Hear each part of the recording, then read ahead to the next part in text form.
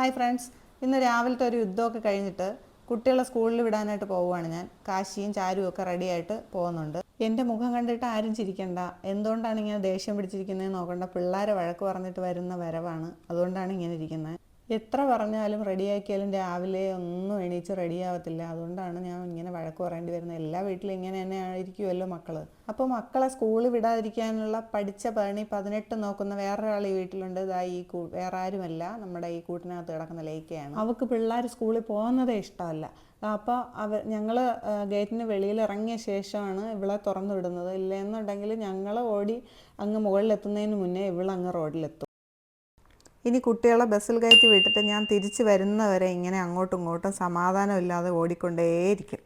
കുറച്ച് ദിവസം മുന്നേ വരെ അടുത്തുള്ളവരെല്ലാം ചോദിക്കുമായിരുന്നു ലേക്ക് എന്തിനാണ് ഇങ്ങനെ കരയുന്നതെന്നൊക്കെ.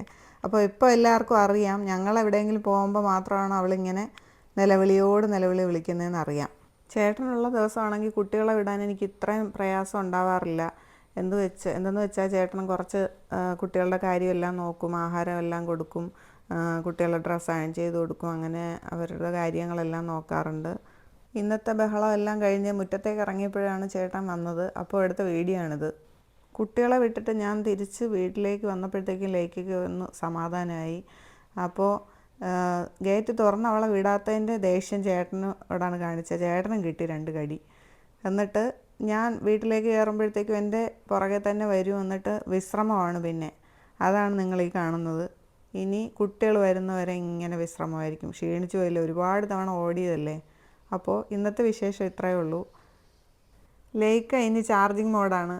ഇനി അടുത്ത വീഡിയോ ആയിട്ട് നാളെ കാണാം. ബായ്.